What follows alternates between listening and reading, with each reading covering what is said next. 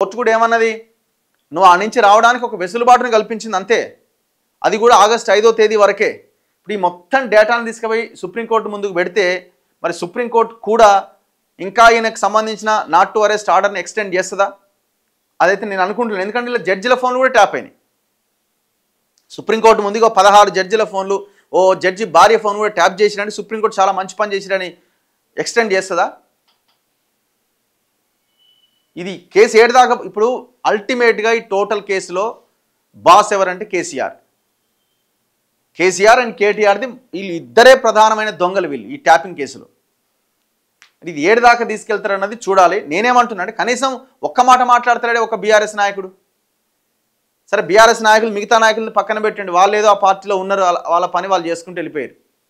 ఈ కుటుంబం ఎందుకు మాట్లాడతలేదు? కల్వకుంట్ల కుటుంబం ఇప్పుడు కవిత ఎందుకు మాట్లాడతలేదు? ఓ అన్న మీద యుద్ధం, తండ్రి మీద యుద్ధం అని పెద్ద పెద్ద మాటలు మాట్లాడుతుంది కదా. హరీష్ రావు పొద్దున్న లేస్తే ప్రెస్ మీట్లు పెడతాడు కదా, మరి హరీష్ రావు ఈ ట్యాపింగ్ మీద ఎందుకు మాట్లాడతలేడు? నీ ఫోనే ట్యాప్ చేసినట్టు నా బాబు చూసుకో జరా, నీ ఫోనే ట్యాప్ చేసినట్టు కేటీఆర్.